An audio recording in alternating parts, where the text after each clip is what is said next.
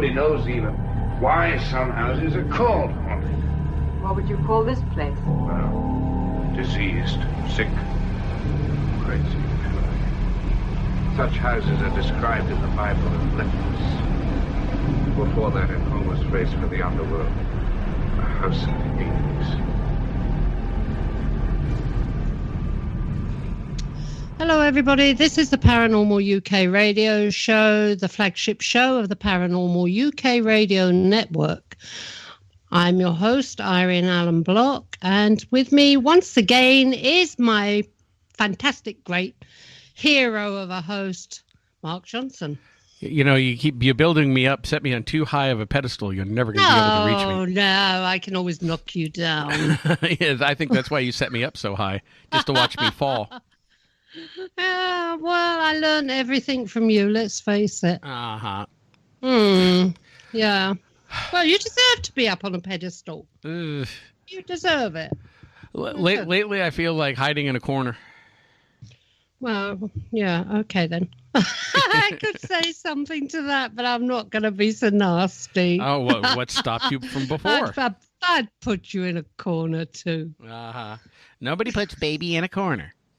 I would. I'd put you under the stairs, I tell you. And lock the door. Anyway, how you been? Doing good. How about yourself? Well, yeah, I'm doing fine. The weather's not been too great here. You know, we've had storms, wind and rain, and it's meant to be summertime. We've also had floods over here. Tomorrow they reckon, though, that it's going to sunshine. Oh, lovely. Yeah, so that's not too bad. I don't think the swimming pool is going to be built this year. Oh, no. No, I don't think so, because the weather's been too bad. Nobody's been able to get out there, do any work on it. So it looks like the swimming pool's going to have to wait another year. Oh, well, there is always next year. And at this very moment, my grandchildren are flying back from Spain. Oh, I hope they had a nice trip. Oh, they had a lovely time out there. I've had all the photographs and the videos and everything, you know. They really have had a good time out there, so well deserving. Oh, lovely. They're good kids, but it's a shame. You know, the holidays go so blasted quick, don't they? They do, especially when you're enjoying yourself. Yeah, they never seem to drag, do they? Yeah, well, I've had some holidays that I wish were over more quicker. Have you? Yeah. Tell me later. Oh, yes. It's like, get me out of here. Well, those type of holidays. No, I've never really had anything like that. You know, all my holidays have been pretty good, but they do go fast, and that's the only trouble. You spend all that money going abroad or doing this or doing that, and it's all over and done within no time. And of course, obviously, the money's gone, hasn't it? Oh, yep. It goes so quickly. Quickly. So true. So you're all ready for your Brexit? Brexit? Oh, I don't know what's going on. You have there. another week or two? You have another week or two? Oh, I don't know. It's meant to be on the 31st of October, I believe. Oh, okay. And, you know, I just don't know what's going to happen. I really don't know what's going to happen. I don't know. They're talking about all these different things now. They're stockpiling food, and they are shortage on medication and a shortage on this. I went onto my, I don't know whether to say it or not, because I'm giving them free advertising, but I went onto my supermarket online shopping the other day. I won't say which one, but it starts with a big T. And, you know, I put in my usual amount of dog food. And when I got to the end, instead of the bill being £90-odd, it suddenly dropped back down to about £70-odd. So, excuse the noise, that's one of my dogs are coughing. So I went back to look at what I'd bought, and some of the dog food, it said you've had, what was it? It said you've had your quota of 6 packs, and it was only giving me 2. What? They're rationing dog food? Well, that's what it looked like to me. I tell you what, I wish I'd taken a screenshot of it. If it happens again this week when I order this week, because I order 10 packs of 12 tins. So that's a hell of a lot of dog food I go through in a week on these dogs. And, you know, I need those 10 packs. Sorry about the strange noises going on in here, but there's some weird goings on behind me with these dogs. I don't know what's going on. Anyway, so I do need that amount of packs, but they would only give me 7. They said I'd have my quota, and that was it. That's very, very strange. Yeah, well, I'm like I said, if it happens again when I order this week, I'm screenshotting it, and then I'm getting in touch with the company, and I'm going to ask them what it's all about, because, you know, surely they can't be rationing dog food. Yeah, I don't know. We'll have to wait and see. Oh, if it's like that now, what the hell is it going to be like after we Brexit? Very scary, very, very scary times ahead, I'll tell you. Yeah. It's scary. Yeah, it's scary over here too. And I want to make a public announcement that I absolutely have no dirt whatsoever on Bill or Hillary Clinton. I just want the world to know that. Don't have any dirt on them at all. Nope. Just nothing at all. Nothing to see here. You know, I'm not feeling suicidal. You don't want to be bumped off, do you? Oh my God.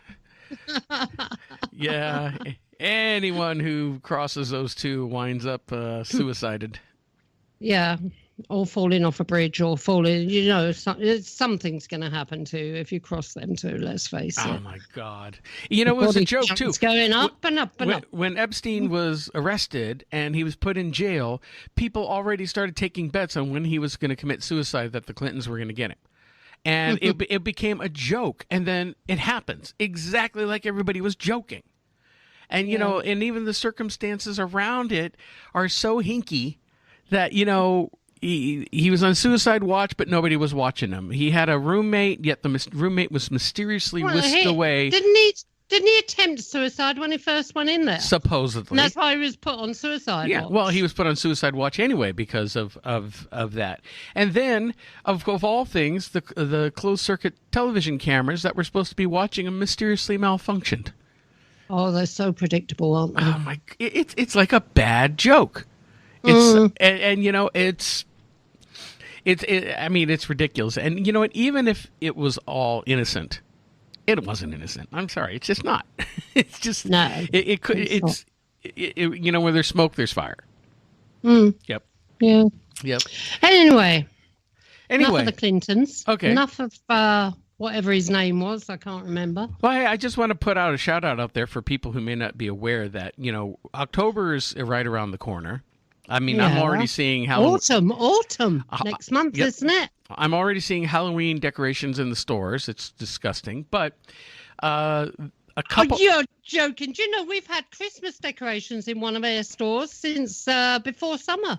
I know, Christmas in July, but you know, there's a whole bunch of new over here in the States. A whole bunch of new, old new paranormal shows coming back on.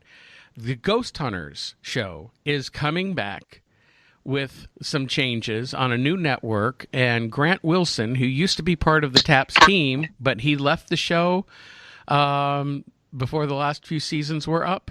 He's coming back running it with a brand new team, and then that's on A&E, I believe, and then on the Travel Channel, the other people from the TAPS Ghost Hunters team are coming back with their own new show called Ghost Trackers. So there's competing people from the Ghost Hunters TV show coming out with their own version of the shows in the next few weeks. Oh, exciting, I don't think. Yeah. Well, they were boring before, so I'm going to assume that probably not much is going to change. Yeah, well, we'll eventually get them shown over here in time, I expect. But at the moment, I don't think we've got anything going on over here. Now, I will say my guilty pleasure show after We know. after 3 years. No, you don't. After 3 years of in limbo, not knowing if it was ever coming back, my absolute favorite guilty pleasure show is actually coming back next month. Mountain Monsters. Oh, that one. The one with the hillbillies Yeah. running around the Appalachian Mountains looking for monsters, and they're hip and hawing. Wee-haw, we're going to go get that son bitch. Honestly, that comes over. It's on one of the minor channels, I think, over here every now and then on Sky. But oh God, I know it's got a lot of fans. Oh, I love really that show. It's got a lot of fans out because in you know what? America. I love it for what it is: pure, unadulterated crap, made up, fake entertainment. But it is just—it's that. It is so entertaining. I mean, I'm sitting there watching it, laughing my ass off through the whole show. Can't help it. I don't bother. I really don't bother. I think I'd rather go and bang my head on the wall. So that's our paranormal news. I think, are we ready to get on with the show? We haven't got any paranormal news over here. We need more paranormal news. Oh, we have. I'm coming out with a new show. Oh, you are? Hopefully in the next couple of weeks. Yeah, a fun game show, paranormal type thing with Christian Delaney. We're going to have this new show coming out, and we're going to call it, I'm not sure now, I've forgotten the name. But people, watch out for it. I'll be advertising it everywhere. Okay? We will keep an eye out for it. Yeah. I'm just putting it together now, but, it's not that easy. So it'll happen. Lovely. All right, then. So where are we then, Mark? Well, let's get on with the show. We have a great guest. We're really excited to have this gentleman on tonight. We have Mark George Egerton, who is joining us, and he is the author of The Haunted History of Huntingdonshire. So, Mark, thank you for joining the program. You're welcome. Thank you for inviting me. Hello, Mark.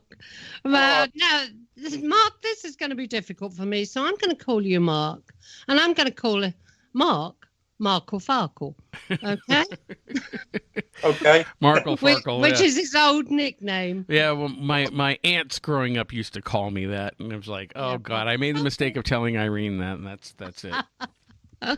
So we have Mark, and we have Markle Farkle. Okay. So anybody that gets a bit muddled up with the two Marks, Markle Farkle, or just call me Johnson. Johnson. Oh, Big Johnson. God. Yeah, as long as you ain't any relation to the British Johnson, you'll be okay. No relation to Boris. Yeah. Okay. Johnson. So Mark, let's get into it. So tell us a little bit about yourself for our audience. You wrote this book, Haunted History of Huntingdonshire. How did you come to write this book? What made you start looking into ghost stories and the paranormal?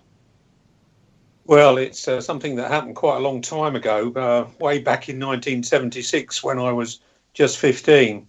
I had a paranormal experience myself, not too far away from where I live, to be honest. And it happened in an old 16th century farmhouse, and I saw an apparition of a monk, broad daylight, nice sunny day. I came home and told my parents, and they were really supportive. They told me not to be so stupid. But fortunately, my mother had a sister, Marilyn, and she was married to a guy called Trevor Kenwood. And Trevor was a long-term member, 25 years plus, of the Ghost Club, which is the oldest cyclical research organisation in the world. And Trevor was quite well contacted there, and he happened to be visiting Marilyn, and Trevor visited my mother, and Trevor actually sat down and interviewed me. He was used to interviewing people that had seen or allegedly seen ghosts, and he believed me, and I became intrigued with the subject. But being only 15, I was extremely naive. I wasn't able to join the Ghost Club because at that time it was anybody can join it nowadays if you pay your money, but in those days it was basically formed at Cambridge University, and only Cambridge or Oxford graduates were really allowed to join the Ghost Club unless you were specially invited by one of the senior members. And I was only 15, so I wasn't old enough to do paranormal investigation. And I did a lot of... Sorry, Mark. The Ghost Club obviously was founded by the likes of Charles Dickens, Sir Arthur Conan Doyle, and Peter Cushing, the actor. He was a member. Did you know that, Mark? Yes, I did. No, not you, Mark. Right. Mark, sorry. Did you know that, Johnson? Yeah, no, I was not aware of that. Yeah, and Harry Price and Peter Underwood. Yeah, they're the these big names. Hated men, they weren't just people fooling around. They were on the council or something, weren't they? That's right, yeah. What they had in common with me is most of them had had an experience like myself, which defied logical scientific explanation. And therefore they were sort of intrigued by it and wanted to find out more, and hence the interest grew. So I did a lot of research basically for my uncle, because that's all I could do until I was 18. And then I embarked on a few paranormal investigations myself locally here in Huntingdonshire. And after a number of years, my aunt said to me, "We should write a book." And I kept saying, yes, I'll do one. I had a young family. I was working full time. I was playing a lot of football and cricket, and you just don't have time to write a book. And my Aunt Marilyn, or Emma as I used to call her, passed away. Will be 10 years this October. She caught cancer, and I more or less promised I would write the book. And I still didn't do it straight away after her death. It took me a little while. So she never got to read it then? No, she never got to read it, although she had seen a lot of the research.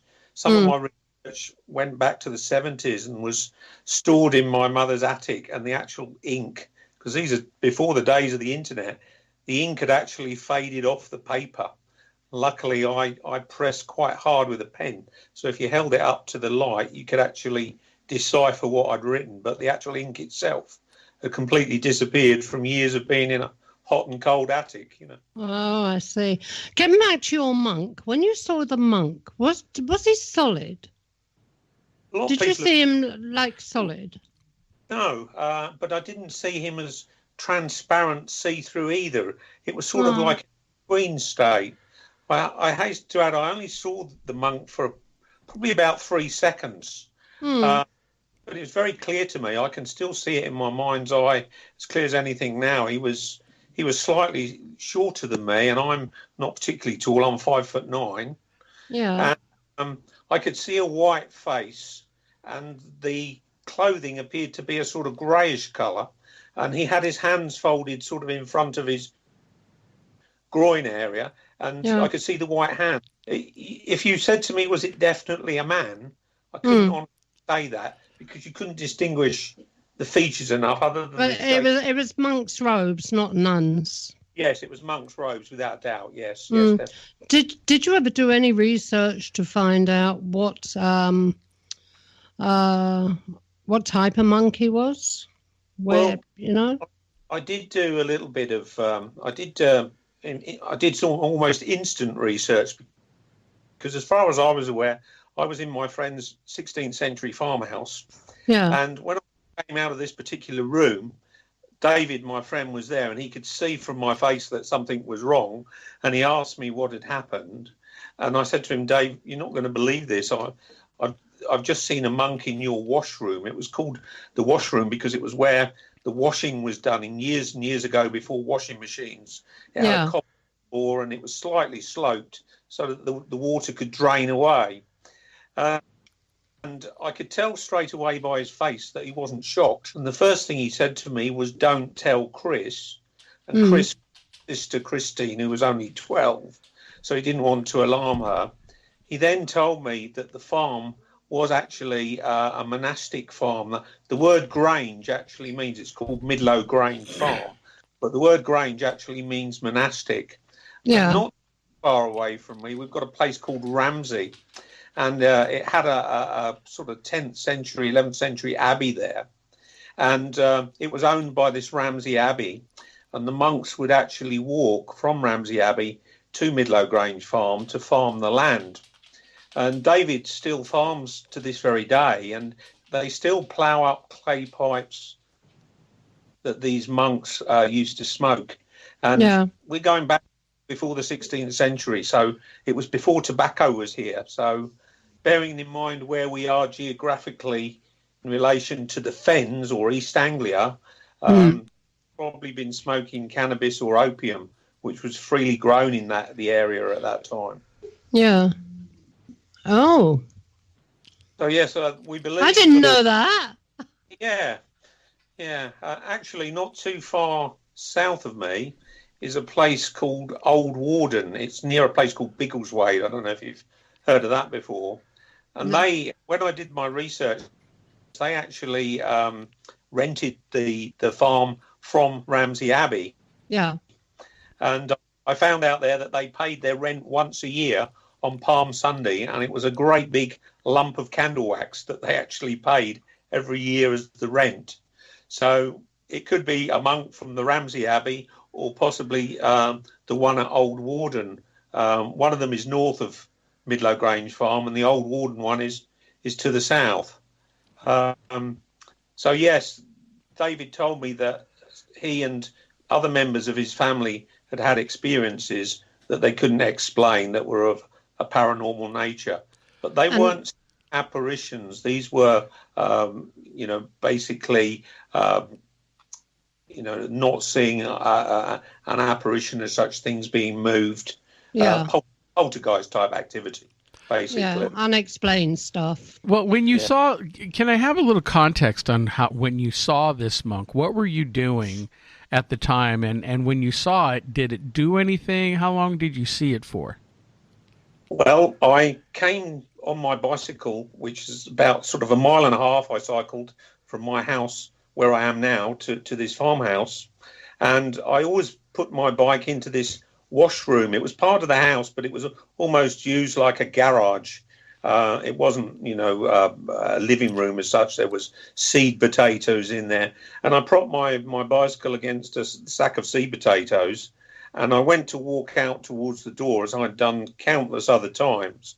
And to the right of you, there's a recess in the wall, and there's some old ovens where they used to bake bread. They hadn't been used for years and years. They were all rusty and stuff. And as I walked towards the door to leave, it was like walking into a walk-in freezer. The temperature dropped dramatically, even though it was quite a sunny day outside. And it wasn't dark in there by any means. It wasn't as bright as outside, but it certainly wasn't dark. And I instinctively looked over my right shoulder, and I saw this figure there. It seemed to be totally unaware that I was present, and just stood there. And I was nearing the door, so I turned my head towards the door to negotiate the door. And when I looked back again, it was gone. So I saw it for 2-3 seconds maximum. Huh. Wow. That's strange, because I saw a monk when I was a child as well. That's why I'm so interested in it, But I can remember mine. Like you, I can remember him. Yeah, it's the only full-bodied apparition I've seen since I've been sort of doing this for over 40 years now. I've seen lots of what I would poltergeist paranormal activity, but I've never seen a full-bodied apparition. So that bugs me a little bit. Some of the places you've written about in your book are Buckton Towers, for a start. You've done quite a lot on Buckton Towers, didn't you? Yeah, Buckton Towers has got an awful lot of history. It was it's about 12th century, and it was owned by the Bishop of Lincoln. But it's most famous for when Henry VIII decided he wanted rid of Catherine of Aragon. It was one of the places that he put her in 1536 when he dissolved the monasteries as such. And so Catherine was kept at Buckton Towers, not for that long, to be honest, for about 9 months. extremely popular. A lot of people don't realise that Catherine was actually a skilled lace maker, and she taught the people of Buckton how to make lace, which gave them a trade and an income.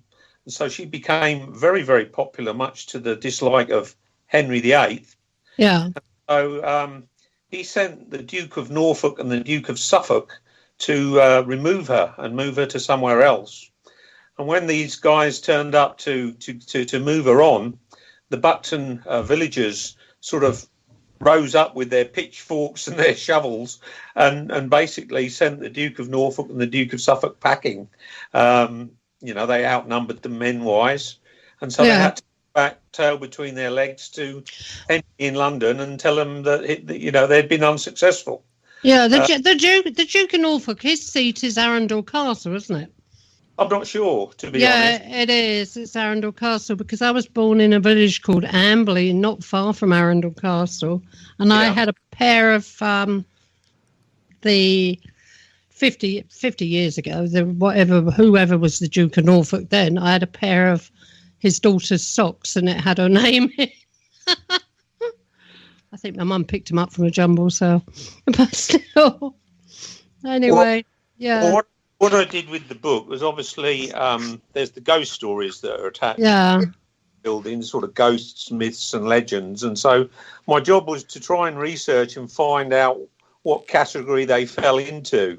And, there's a very fine line between ghosts, myths and legends. And I also thought it would be interesting, where possible, to spend a night inside the buildings, and took a small team in there, and we did a proper controlled investigation, and I wrote what happened.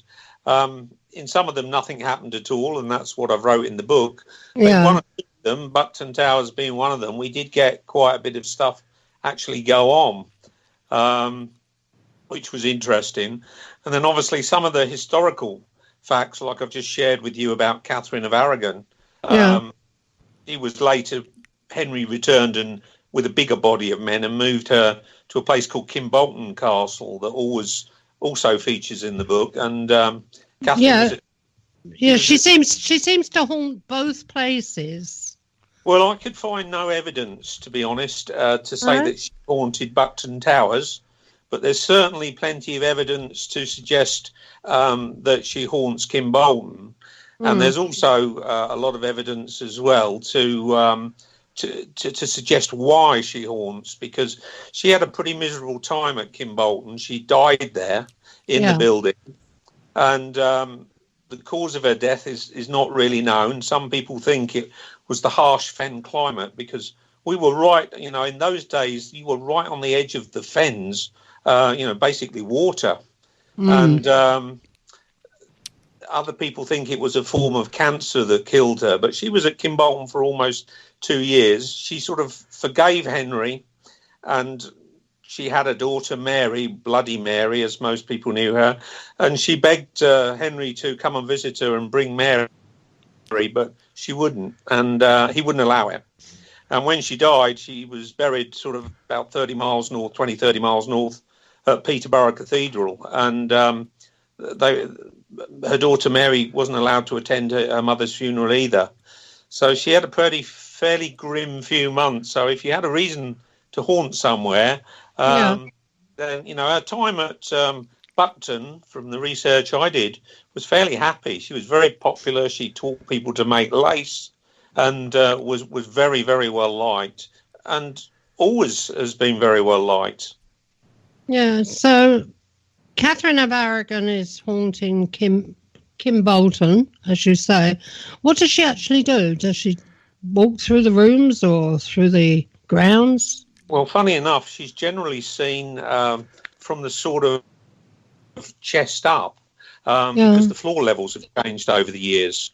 There was a particularly good sighting during the Second World War when they had soldiers camped there, and it was a good sighting from the fact that there was more than one individual that saw us, which always provides a bit more credibility. There are other ghosts at Kimbolton as well, and probably you may not have ever heard of him before. Kimbolton is a castle. Yeah, straight people. Yeah. Yeah, it's quite a prestigious public school now. Is So yeah, it's quite a well-to-do school.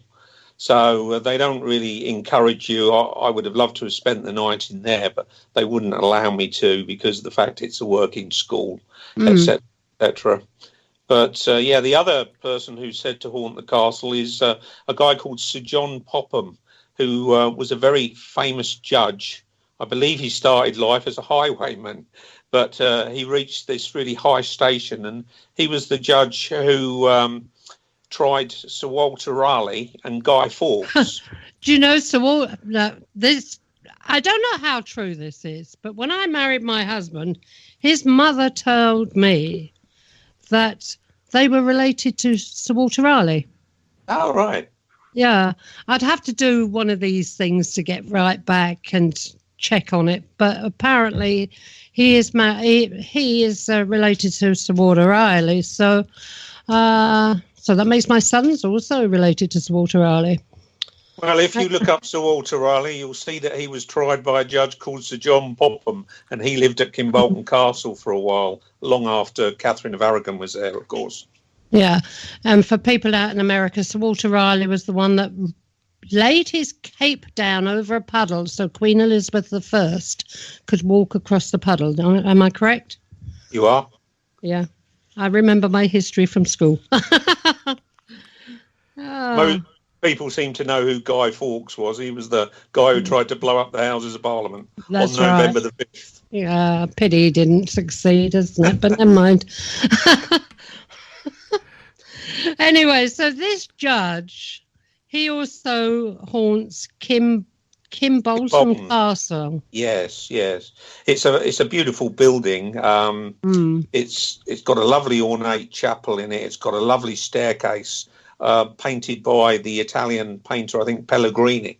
It really is spectacular. If you go online and sort of Google images Kimbolton Castle, or if you have a look on the website for my book, there's some beautiful pictures of the building. It really is very, very impressive. Yeah. And I think they've got, I can't remember the guy's name. Who's the guy in Take That? He's performing at the castle, I think, this later this month. Can't think of his name now. The most famous one out of Take That. Oh, God knows. I've forgotten as well.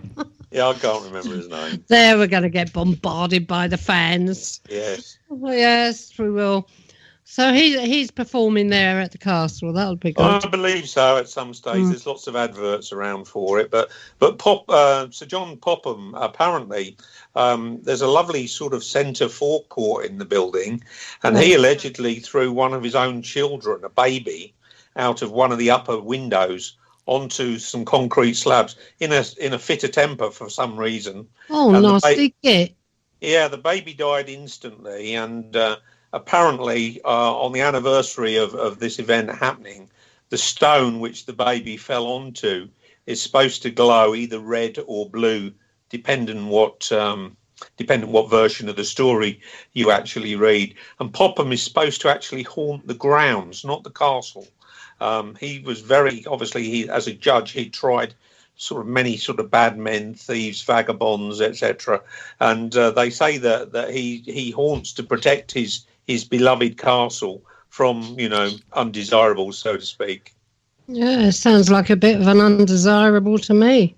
Well, apparently, like I said, he started life as a highwayman and reached the sort of heights of one of the top judges in the whole of England. So he was a crook in the beginning. He was. That is sod's law, isn't it? There's I don't know. a lovely portrait of him above the headmaster's desk.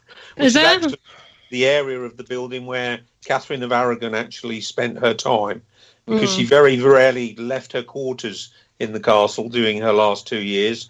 Her only time really was to go and pray. She was a devout Roman Catholic, obviously being Spanish. So yeah, that's Kimbolton Castle for you. Really interesting place. I'd love to do an investigation there, but I think that's highly unlikely, unfortunately. I noticed that also in the book, you've got white ladies, you've got grey ladies. It's so strange how many white ladies and grey ladies there are in this country. Yeah. Wandering around. Yeah. I suppose it's because they don't really know the name of the actual ghost that they, if it appears looking white or grey, they just give it the white or grey lady title. Yeah, the lady that's on the front cover of my book, the white lady, Brook House in Huntingdon, nobody knows for certain who she is. And as a result, I decided that I'd research back as far as I possibly could to try and come up with a possible identity. Yeah. And Brooks about almost 1,000 years old. So I was able to have a stab at it, but I was unable to find anything conclusive. All we know about that white lady from eyewitness accounts is that she seems to fluoresce or glow. She's exceedingly beautiful, but she looks exceedingly upset. But sort of she radiates. She may not even come from there. She may be a villager or someone that's, haunts it. It's possible. We don't know. A servant. It's definitely possible. She seems to be dressed unlike a servant, as if she's somebody well-to-do. And I sort of had a guess within the book. There was a family there for sort of 9 generations called the Montague family, who held the titles the Earls of Sandwich. Yeah. One minute. Hang on, Mark. Mark or Farkle? Yeah, I'm here. Do you hear all this interference? No. Clock the time. Okay, 37 minutes in. And I heard a whistle at the very beginning as well. Huh. Maybe Herbert's trying to get in on the act here, since we're talking about ghosts. It came through the headphones. You haven't got a bird, have you, Mark? No. No, it wasn't that type. It was like a human whistle. I don't know. I didn't hear it. Strange things are afoot. Sorry. Okay. Well, where did we leave off? When we're talking about these gray and white ladies, again, you bring up a good point, Irene, is that, they're named as such because that's how they appear. Most people think that ghosts appear as like misty forms, and they're either white or gray, smoky looking. And when Mark, when you mentioned the one lady has this like upset expression on her face. Yes. And so what are we really seeing? I've always been curious about that. Are we seeing a person, trapped somewhere in a certain emotional state that keeps replaying over and over? Are we seeing something in a time loop? Always interested. There's no real solid answers to these types of questions, but it fascinates me because I've never been one to lean towards the traditional explanation of, it's someone who died, they've got unfinished business, they keep going over it and over it. It's never really set well with me. Yeah, I think you're absolutely right, Mark. I must admit, I mean, as somebody that's experienced 40 years plus, to answer your question honestly, I don't know. Obviously, the traditional thought is that a ghost is the spirit, life force, soul, whatever you want to call it, of somebody that's expired. But there are a number of other, just as logical explanations too. And so, even I'm sort of leaning now to almost like, I know that Irene mentioned to me that she was a medium and, could see. Nope, don't you use the M word. Don't use the M word. I see things, but I hate that word. All right. Well, I'm much the same with ghost hunting, as I mentioned to you yesterday. I found in my experience, and I've just shared with you that in 40-odd years, I've only seen one apparition, that ghost hunting is sort of very glamorous and commercial and implies that you're going to hunt and going to see some ghosts. And in reality, I have to say that in all the time that I've been doing it, the activity that I've experienced that I would label as paranormal has been really of the poltergeist variety. noises which in themselves are questionable, unless you've got something that's responding to you on command for a period of time. But basically speaking, things moving when they shouldn't be moving, or there's nothing there that you can see that's causing them to move. I've experienced that type of phenomena. But generally speaking, probably 50% of the time, absolutely nothing happens at all. 40% of the time, you get stuff happening that could be classified as inconclusive.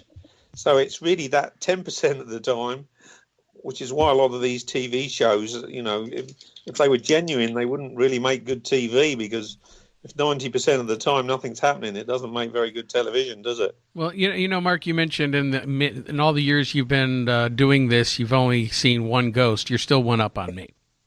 Oh, right. Yeah. I've never... There's time. I tell you, there's time. Well, if I pass over before Mark, he'll see a ghost. You're going to haunt him, are you, Irene? I'm right, I am. Oh, she's got it in for me.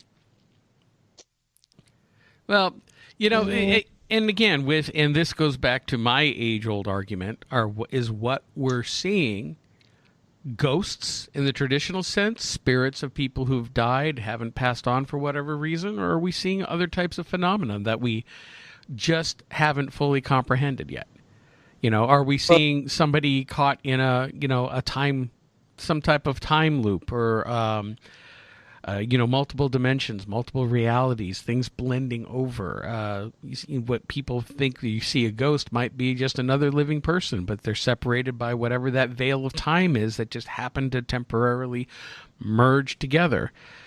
And the thing with monks, this is something I've always been fascinated with too. Okay, people talk about seeing monks. It's always there was a lot of monks in Europe. But you know what? There are a lot of monks in Europe, but people still see an unusual amount of them, especially people who are supposed to be very godly, spiritual. That doesn't mean that they were, plenty of nasty people who claim to be, religious. But still, is what people are seeing monks, or are they seeing something else that's maybe taking on the guise of a monk? It's easy to throw up a robe and a hood and not show any body features. Well, this is it. Nobody really knows, do they? Is this some sort of species or some sort of... It could be something from, like a screen memory type thing. Like an alien that decides that it's going to show itself as a monk. You don't know. Nobody really knows. But this country and the whole of Europe, there's monks literally everywhere. We've got as many monks as you've got Red Indians. So... Well, that's true. And, we've got monasteries all over the place. And there was all the Catholic stuff and everything, So, yeah. Seeing a monk over here, I think is, well, like you say, it's very common. It can be common. But what about seeing also just your average everyday Joe? Somebody pushing a cart. Yeah, we get them as well. You have that one road where people have seen the Roman soldiers. Well, this is it, and you've actually talk about this sort of thing in your book, that some Roman soldiers, Mark. Is that right? Yes, there's a town near Huntingdon called Godman, which is sort of 4th century Roman. And they've got a long causeway that runs, it's basically like the high street, really.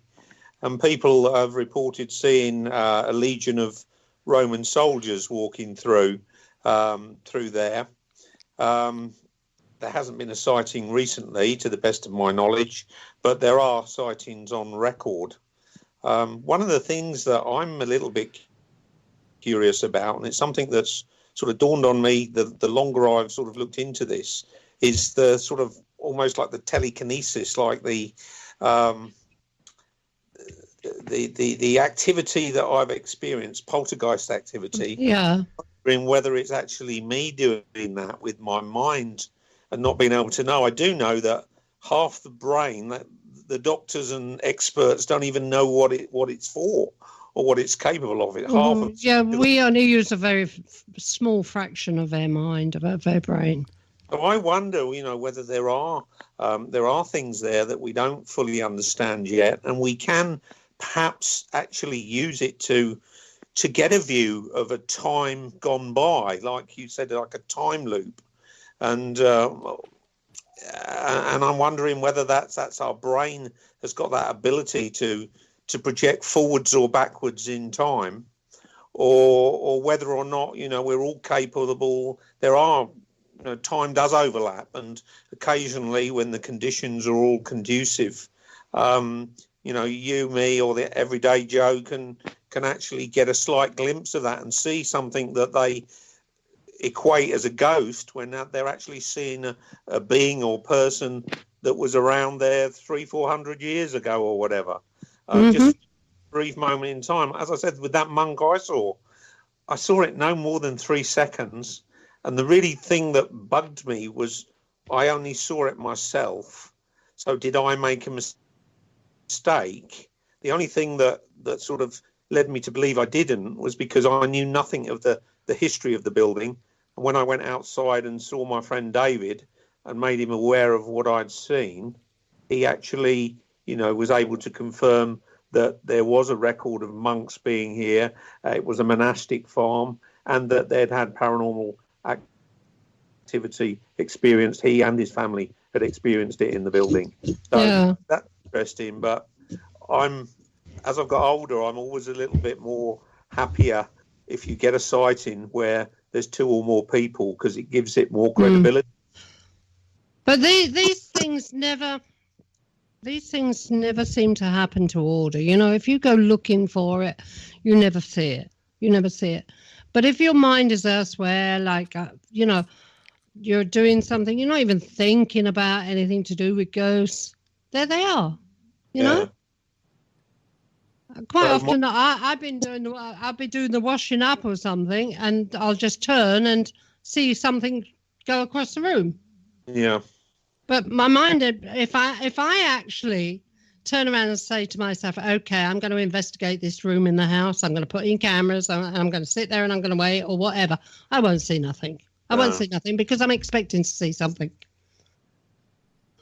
So your mind is in a different place when you actually do see these things most of the time. Well, I think that's where it comes down to the question of consciousness. Our conscious minds really are not programmed to experience these things. It's usually when you see something, it's out of the corner of your eye. It's when you least expect it. It's when you wake up at 3 a.m. and you're maybe still half in that alpha sleep state, and your brain is acting on a different wavelength. And then that's when we seem to be able to directly experience this type of activity. Yeah, that's true. Very true. I think that's why I find, when you see something is cited by 2 or more people, it's so much more interesting. Because that's almost as if the ghost is proving itself. Yeah. But if that is a ghost, or whether or not we are seeing, all able to see a moment in time gone by, when I don't know, when the planets line up or everything's time slip. Yeah, you see something from the past, but it's a fascinating subject because no one's got the answers. I'll tell you a funny story. When I had my experience back in 1976, and my uncle Trevor interviewed me. He was a very sort of skeptic paranormal investigator, and he said to me, "When you're as old as I am, boy," he said, "science will have all the answers to this." Well, I'm older than him now, and we're still no further forward. Yeah, and we still don't know Jack. Yeah. You also have been to a lot of haunted pubs there, and many of them with Dick Turpin, the famous highwayman. Yeah, well, I'm a little bit. Turpin haunts are two a penny, really. I mean, he haunts just about every pub between London yeah. and York, doesn't he? I know. There was one in London that I used to go to. He's meant to walk around in there as well. Yeah. So, yeah, he does get about, doesn't he? But then again, he yeah. had a horse. I suppose he did have a horse. One of the pubs is actually in Buckton, no further than a stone throw from Buckton Towers. And that's called the George Hotel. And if you actually go in there in the upstairs, there's because obviously these were old coaching inns at the time of Turpin. Yeah. And if you go upstairs, there's actually a hatch built into the sort of corridor of the sort of bedrooms upstairs that a man could leave by to get straight to the stable. So if he was upstairs there and the police or somebody arrived, he could make a quick getaway. But the other pub, that's the Bell Inn at Stilton, and that's where the famous cheese was made from. That's about sort of 20 miles north of Buckton, perhaps not as far as 20 miles, 10, 15 miles north. There were some records that Turpin did stay there whilst he was actually on the run. And there is a room there called Turpin's Room. And my book features quite a lot of photographs. And I was able to, take photographs of the room. And the idea was, when people read it, you're talking about this room being Turpin's Room, they can actually see it. Likewise, see what it looks the other like. pub, you can see the sort of passageway upstairs, and then you get a picture of the this sort of bolt hole in the side of the wall there. It's just a sort of wooden door that's been built just the size for a man to get through and make his way to the stables in a hurry. Yeah, I think there were quite a few pubs that did have these escape routes like this around the country. But getting back to Dick Turpin, there are a lot of ghosts that were dressed like him, and they looked from that time period in these pubs and places like that. And I suppose the easiest thing is to call it Dick Turpin, isn't it? Even if it's Fred Bloggs from up the street. I think, to be honest, Irene, that probably a lot of them were fallacies anyway. But if you think about it, you're running a pub or a hotel. People are naturally curious, and if you put the word out that Dick Turpin stayed here, especially if it's from that age, or he haunts it, that's an attraction. And so I've been called to many pubs and hotels, and one of the things I was taught by my uncle Trevor is one of the questions in my head to ask is there any reason why this guy would want to have a ghost here, i.e. financial benefit? You can occasionally get people. I had one guy who basically said he had a host of ghosts coming in. He'd get one on a Wednesday, and he sort of would chat. I'm just, well, I've seen one in 40 odd years, mate. You're telling me a load of absolute crap. I've got three here, in this house, but I love that, host of ghosts, one on a Wednesday, one on a Tuesday. It's a different ghost going through. But, it's true what I say. I think that, true what you say, a lot of it is for financial gain, especially if you've got an old coaching inn that dates back hundreds of years. People expect to see a ghost. They expect it to be haunted. It adds to the character of the building. Yeah. It's not necessarily that they want to stay in it, but they'll want to drink in it. Well, I did some research on, I can't remember the name of the place now. It was up north, and it was one of these screaming skull stories. Oh. When you, I think Burton Agnes, I think it was. And when you actually looked hold on a minute, don't you, Mark or Farkle, love the names of our villages and towns over here? Yeah, they're better than ours. I live in Hamburg. You think that I could live in Cheeseburg if I'm hungry enough. Yeah, go on. Carry on, Mark. I'm sorry about that, but these names really get to me up north. This particular building, apparently there was this girl, and she'd got sort of two or three sisters, and this house was being built, and it was a magnificent house, and she went out sort of visiting friends, and she got set on and robbed, and they basically left her for dead. and they took her back to the house and nursed her as best they could, but she was delirious a lot of the time, and she told them that if she died, which she felt sure she would, then they were to remove her head and keep it in the house that she so loved. And they just thought she was delirious, and when she did die, they just buried her. And then they got all this poltergeist activity. It wasn't screaming as such, but groaning poltergeist type activity. And so they went to the vicar and asked for advice, and he said, well, my advice would be to dig her up and abide by her wishes. And when they dug the lady up, her body was in a state of very good preservation, except for her head, which was just a bone white skull. Her limbs still had flesh on and were, very rare signs of decay, but the head was just a complete skull. And so apparently they took it back to the house and it was fine. Well, when you actually research the story and look into it, the guy who was her father, he didn't have any daughters. So, the benefits of doing a little bit of research can sometimes, unearth a story that has either been made up for entertainment or for some other reason, such as financial gain. And that's quite a famous story. And if you sort of look online, it sort of falls into about 3 or 4 stories of what they call screaming skulls, where these sort of skulls are haunting and screaming because they're not happy, and will do so until they put where they want to be or whatever. So, yeah, you have to do your research, and you can't trust the internet either. You also can't trust urban legend. I mean, here where I live in New Jersey, there's a road called Clinton Road, and it has the reputation of being the most haunted, creepiest road in the state. And yet, when I did some research on it, you start to find out that there's absolutely nothing special about this road, except it wound up in a magazine called Weird New Jersey, and people told a couple of stories about seeing ghosts in the woods or devil dogs or even like Satan worshipers in the woods at night. And then, but when you start interviewing the locals, you find out about, the nudist camp that used to be there. People would wear robes to go up to the nudist camp because they couldn't walk up naked.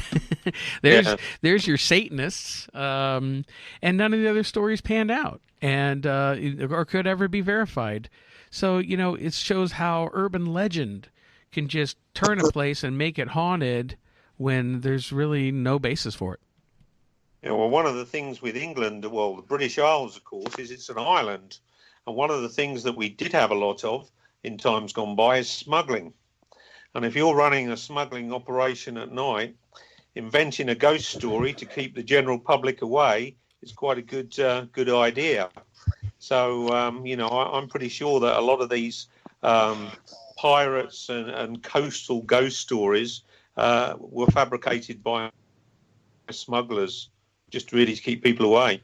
And see, in this day and age, that doesn't work because people hear a ghost story, they flock to it. Yes. But obviously, people weren't so educated in those days, and so anything to do with the devil, Satan, or stuff like that would, it would have a deterrent value. So it's quite interesting. When I went through my book and I tried to research it as much as I could, probably Hinchinbrook House was the biggest chore because I had to go back 1,000 years. But, I found a lot of stuff that was online was actually inaccurate. And, you have to check your resources and recheck them elsewhere. I spent a lot of time in libraries, looking at old newspaper cuttings and things like that, because one thing that does play out is that ghost stories do tend to find their way into the newspapers because people enjoy reading them and find them interesting and curious. Yeah. And plus they get paid for them nowadays as well. Yeah, they do that. Yeah. But what one picture you had in your book was like an old farmer, like a peasant bloke, Fred Southo. Yes. Come on, now that photograph actually, I don't know. I liked it. I liked it very much. Well, what I Make a great painting, that would. So that actually refers to this house where I am now. This house what? is Your house you're living in? yes. It's 15 High Street South, and I don't think that my father built this house in 1964. He was a bricklayer, Yeah. and my mother supposedly saw him, and so did we had a painter and decorator in about 10 years later, and he did. I've never seen him, although I have witnessed some poltergeist activity in the house, but it seems to come and go. There's not been anything here. I can't tell you how frustrating it is to have a ghost in the house what I own and what I live in, and to have never seen it. Yeah. It's really, really frustrating. But so your father built this house. Was it on the foundations of an older house or something? Yeah. And the actual road is named after this Fred Southo. Yeah, no, my mother affectionately nicknamed him Fred. That's where the name Fred comes from. But I'm pretty certain that before this house was built, there was a row of old thatched farmhouse cottages here, and I believe that he relates to that building because I know the history of this building. As I said, my father built it. I was only 3 when I moved in here, and obviously I left when I was 20, and my parents are now dead, so I inherited. Yeah. And I came back here in 2013, but we've only had one strange incident happen since we came back, and that was when we first returned. But since then, there's been absolutely nothing. And certainly, we sort of grew up with it. I wasn't told about him until I was older. But I had some strange things happen to me when I was a child that were, my parents gave me other explanations, which, being a child, I accepted. Yeah, well, this is what parents do. Yeah. 9 times out of 10, they will give you other explanations. My mother always said when I heard her calling me and I go and ask her what you want, she goes, I didn't call you. I always heard her voice calling me, or if I said I saw something, she'd go like, it's just your imagination. Yeah. That's what I used to get. Yeah. Yeah. My mother, I used to sort of get stuck in the bath on a Sunday when I was about 10 or 11. You better explain that. You were put in the bath. I'd get put in the bath and told to have a bath ready for school when I was about 12, and I'd hear what I thought was footsteps coming up the stairs, and I thought it was my mother coming up to wash my hair. And I'd say, I heard you coming up the stairs, and she'd tell me, no, that was the immersion heater filling up with water. Well, as I got older, I sort of realised, the immersion heater filling up with water sounds nothing like someone walking up the stairs. But back then, I just accepted what she told me, because you do, because you're a child, and don't know any different. Yeah. That's so true. when I wrote the book, Irene, like I said, it's got about 300 photographs and illustrations in. I think that's good because that, like you said, that does give people, it helps them to interact with the book. Yeah, you can see what you're talking about. There was about 20 things that I couldn't photograph. I couldn't photograph Catherine of Aragon. I couldn't photograph Samuel P. I couldn't photograph Fred. Did you take with Catherine of Aragon? Did you take old portraits? No, what I did was, I did. If you want a photo of Catherine of Aragon, obviously there isn't any photos. There are portraits. If you go to the National Portrait Gallery, they'll sell you a postcard for a £5. Yeah, that's true. If you want to put the image in a book, they wanted £3,000. Yeah.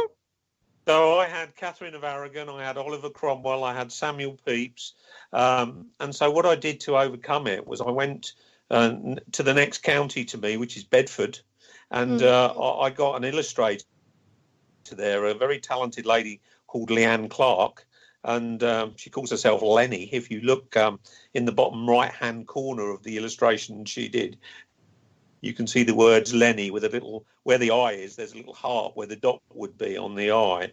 And she drew me Catherine of Aragon, one at Buckton, one at Kimbolton. She drew me, Fred here in my house, things that I couldn't photograph myself. And it was obviously too expensive to go to the National Portrait Gallery. I was very lucky with Oliver Cromwell because I actually got a master image from his house at Ely in Cambridgeshire. I had a contact there, and he very kindly arranged for me to get a copy of a master sort of JPEG image what they had that was really high quality. But you can't put other people's work in your book, otherwise you incur fees or breach of copyright. So I had about 30. That makes me laugh, because a lot of these artists that have done these portraits and everything, they died hundreds of years ago. Yeah. But I suppose it's whoever owns the actual painting and has donated it to the gallery. But couldn't you find a copy of the picture online, like in Wikipedia or something, and use that? Well, you could, but if anybody actually, because you can trace digital images, and if you actually took some of the Wikipedia images, I believe you can use, but there are others. If you look at Wikipedia, I think it says it gives you a sort of warning about copyright, maybe subject to copyright or stuff like that. And I thought, if you actually publish your book and you put something in there that you've done illegally, they can actually stop your book. And so I was sort of terrified of that, really. And so I thought, look, all these images I've taken myself, these 20 images, I'll get Leanne to draw for me. And the beauty was of that was I could get her to draw them how I wanted them to be. So like with Catherine of Aragon, I had her with, in the book, if you look at the images on the website, she's holding lace in her hand because she was a lace maker. So that's what I was going to say. Why can't you put a wart on her face or something like that, Yeah. So it's I mean, the sort of publisher said to me, you can't use an image unless it's your own, or you purchased the image and they're aware of what you're using it for. So I was a bit sort of concerned about that. But actually, I'm glad I did what I did because the book's front cover with the white lady, I mean, that Leanne drew that for me as well. And I think she's done a super job, bearing in mind that the lady is supposed to be beautiful, fluoresce, almost glow, and at the same time be very sad. So, she's a very talented lady. Yeah, she did. She is talented. Yeah. Very talented, Mark. Have you seen some of these photographs of this book? No, I have not. You want to have a look? They're very good. Very good. I will take a look then. Okay, then. Right. Some of the buildings are very impressive, aren't they? The Buckingham Tower, yeah.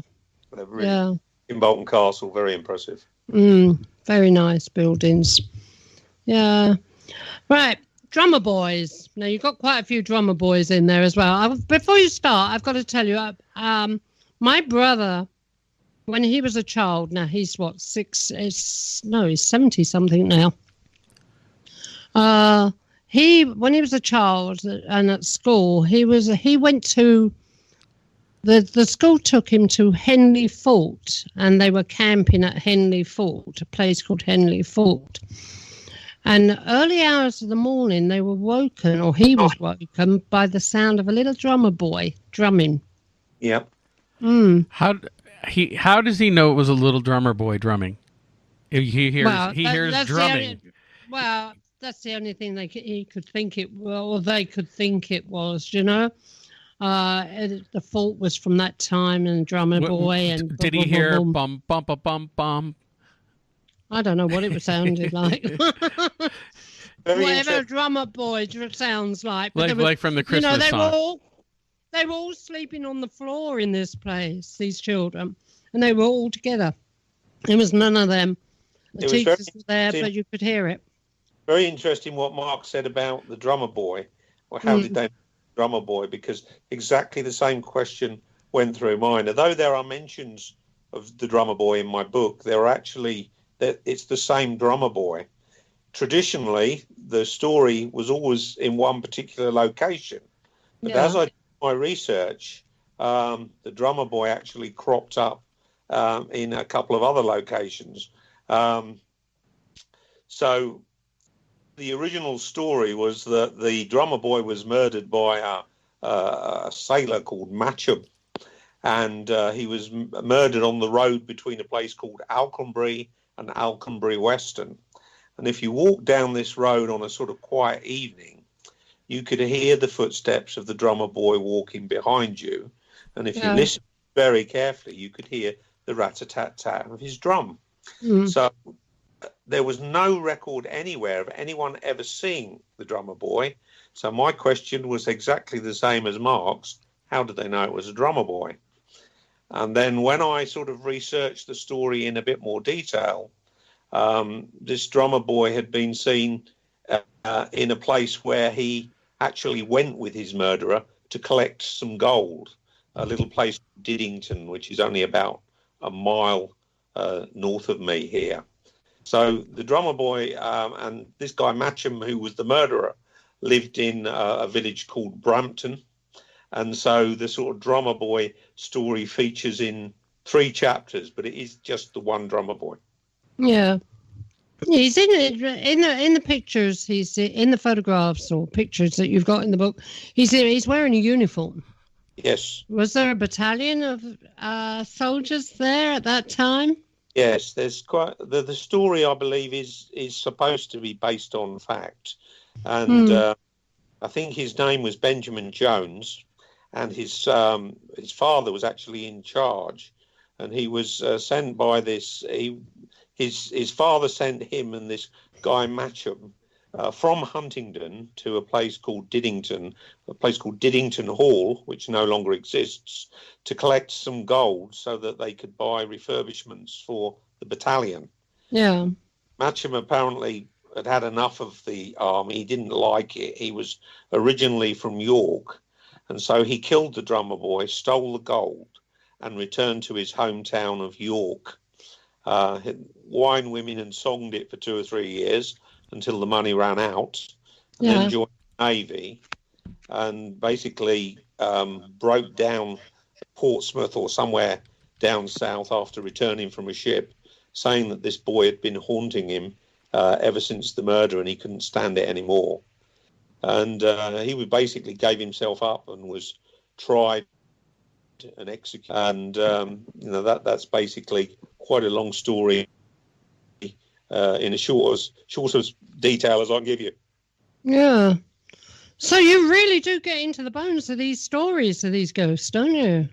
Well, I've lived here all my life, so I've heard all this sort of folklore and stuff, and then basically I did the research to see if the research sort of collated with a lot of the folklore. Sometimes it did, sometimes it didn't. I mean, the very first place that I did a paranormal investigation was a place called the Ferry Boat Inn, which is in a place called Needingworth. And it's one of the most famous ghost stories in Huntingdonshire. And I've actually sort of in my book poo-pooed it and said, no, I don't believe it's true.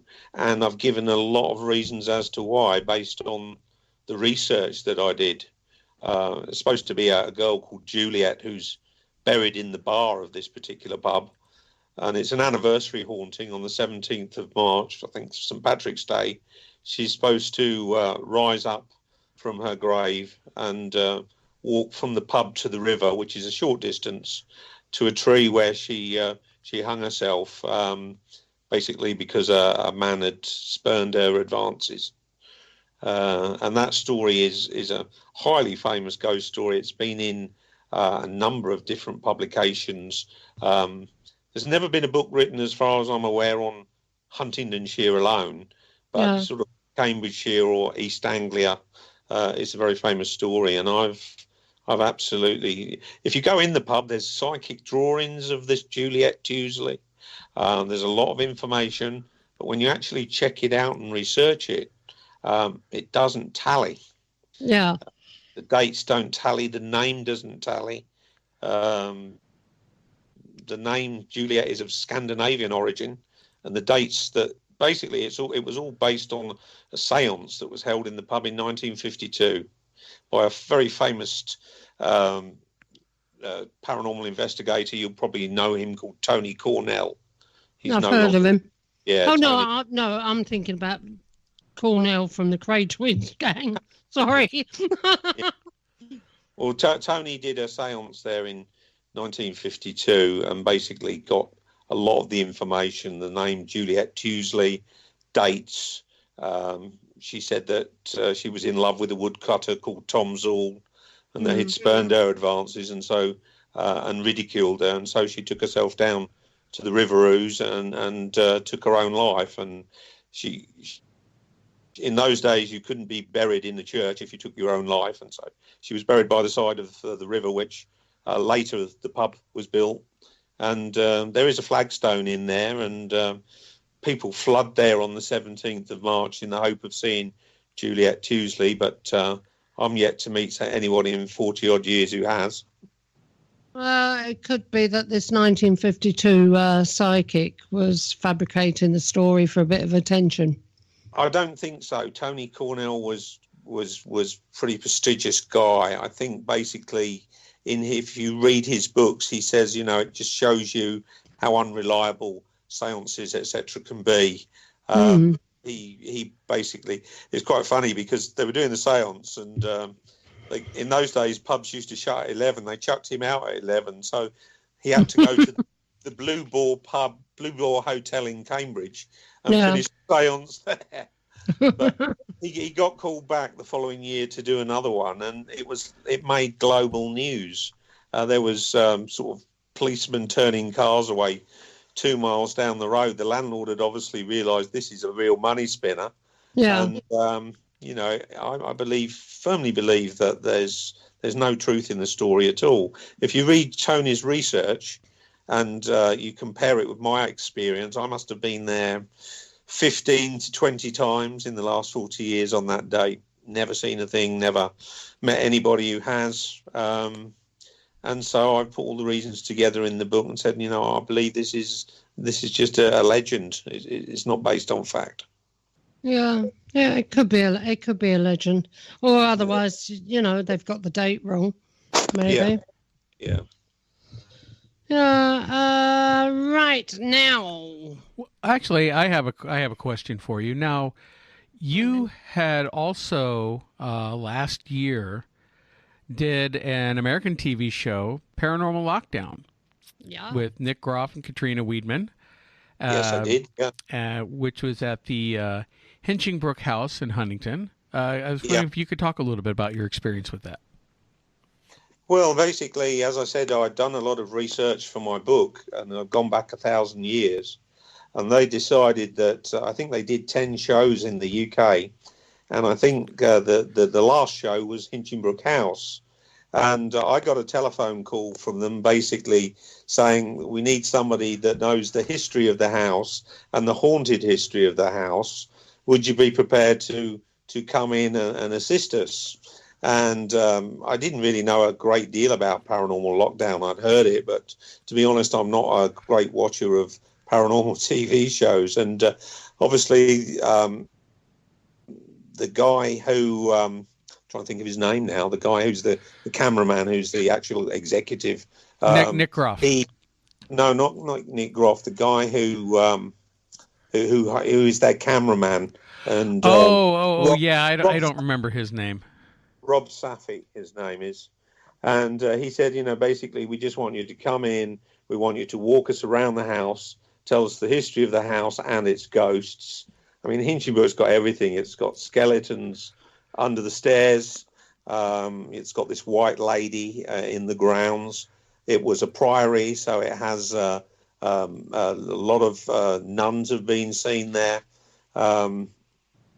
So, I basically went in and walked them around the place, and then they spend 72 hours locked down inside, and then I return and, they basically Did you find anything? And we went through it. I think it was a little bit dramatic. What they discovered, I'm not entirely sure whether it was 100% genuine, to be quite honest with you. But that was it, really. I wasn't involved with the investigation in any way. I did see the show when it aired. It showed, I believe, that they've stopped making Paranormal Lockdown now, and that the Hinchinbrook show was, in fact, the last episode of Paranormal Lockdown ever filmed, is what I've been told. I don't know if that's correct.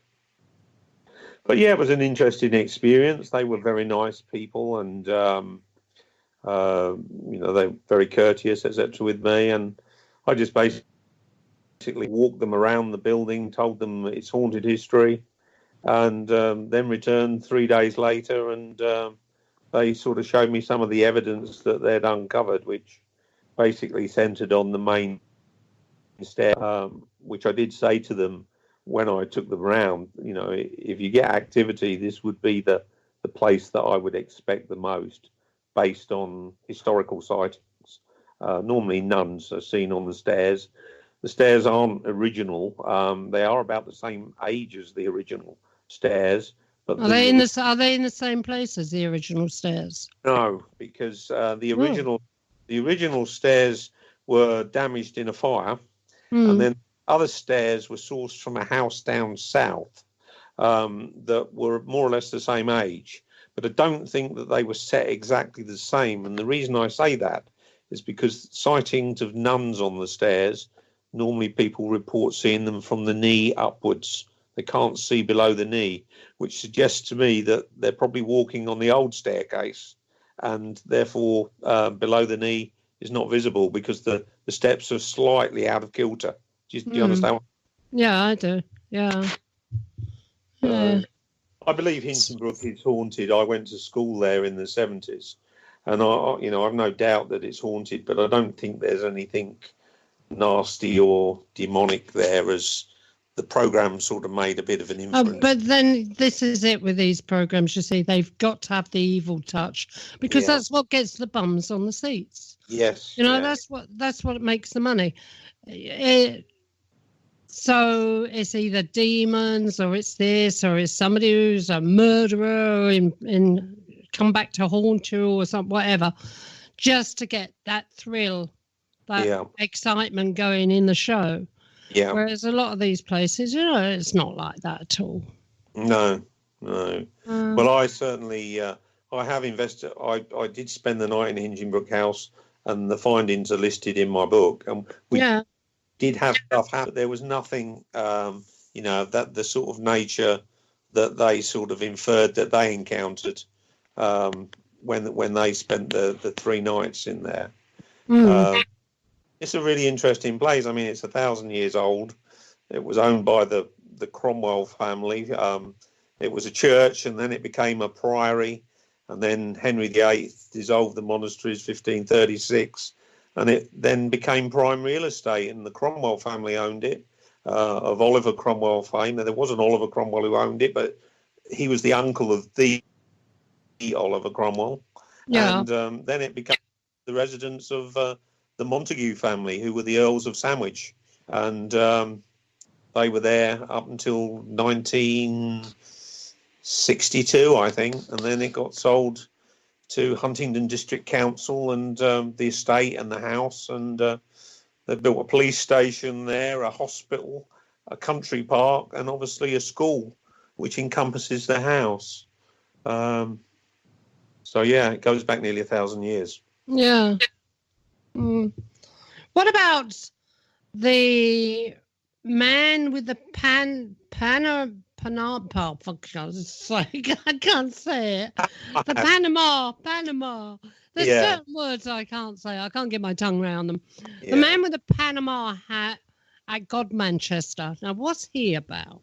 Yeah, that's a really interesting story, actually, and I've actually learned a lot more about that house since I wrote the story, and I wish I'd have known more, because I would have written more. But the house is called Farm Hall, and it has quite an interesting history. During the Second World War, it was known as the House of Spies, because it was the house where, not too far from here, we have a place called Thamesford. And Yeah. this is where there was an RAF camp there, an RAF base. And all the SAS missions during the war where spies were dropped over Germany, they all took off from Thamesford. And these spies would Because a lot of them were trained up in that area as well, weren't they? Yeah, they weren't actually trained at this farm hall. This farm hall was like a rest and recuperation place. Yeah. So, but, you know, had an awful lot of spies there, and they'd either go there before they went on a mission over, you know, to Germany, France, wherever, or when they'd returned, they would go there to rest up. But after the war, as the war came to an end, the American troops rounded up all the German nuclear scientists because they were a little bit worried about how advanced the Germans were with producing a nuclear bomb. And they were all taken back to this farm hall, and there was about 10 of them, I think, something like that. And they bugged the whole place. That's right. Yeah. No, I remember.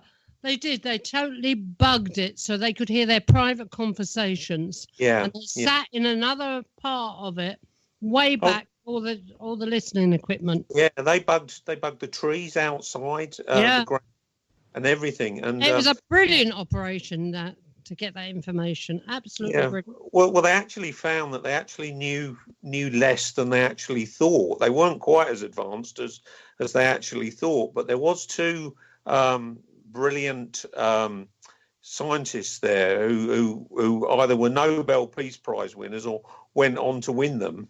And anyway, years later, in the sort of late 70s, 80s, this university lecturer from Cambridge, a Chilean guy, don't ask me to pronounce his name because I can't, bought it. And the place was riddled with woodworms, so he dug up the floorboards, and lo and behold, he found all these microphones and wires that weren't connected to the mains. So he sort of cottoned on that they were bugs. Yeah, what they done, Mark, right, is they put all these people in there, these German prisoners, scientists and things, and they had the life of Riley in there. Well, they had the freedom of the place. Yeah, they could actually hop over the wall. It was like a holiday camp. Yeah, it was like a holiday camp. You know, they could have whatever they wanted, do whatever they wanted. But the idea was that the whole place was completely bugged up as listening devices. Yeah. Right? So that they could get their secrets. And it wasn't just these secrets about the bomb, what you're talking about, but they got loads and loads of other secrets that helped with the war effort. Yeah. Well, this Chilean lecturer from Cambridge, he bought that. And he spent about 2 years doing it up. And that's when he discovered the wires. And after 2 years of hard work, he decided to go on holiday, and he asked some friends to come and house sit. And on the very first night that they were there, they saw what looked the apparition, the silhouette of a man in a Panama hat in the library, which absolutely terrified them. And they ran out of the house and got to a phone and contacted him wherever he was, Chile or wherever, and said, "We can't possibly stay here. Your house is haunted." And there was some negotiations, and in the end it was agreed that they would stay there in the day, but at night they would stay in a local B&B. Do you think, Mark, that this man in the Panama hat, I said it, I got it out, could actually have been like one of these shadow people? They wear those sort of hats. Possibly, but what actually was really interesting was when I was doing this, I saw that a couple of these German scientists had got Nobel Prize winners. One of them was the basic the birth of quantum mechanics or physics, like that. Werner Heisenberg, his name was. And when I actually researched and looked at him, like Tommy Cooper wore his trademark fez, Werner Heisenberg wore a Panama hat. Oh, he did. It was I mean, there's nothing. I'm not in any way suggesting it was definitely the ghost of Werner Heisenberg, but I just thought it was really interesting the story of the spies, and then one of the ones who was the most famous wore a Panama hat, and this is what these friends of the Chilean owner, who still lives there apparently, reported that they saw. Yeah. So that's a sort of story. It really gives you a flavour of the book, because you've got a little bit of local history and you've got a ghost story attached to it. And so, that's what I did. And then we spending the night in some of them as well. Obviously, there's some of them things happened, some of them didn't. But it is honest. If nothing happened, that's exactly what I've written in the book, Yeah. But, well, I certainly like the man in the Panama hat. Yeah, that was one. For reasons. Yeah, if you've seen the image, Lenny drew that.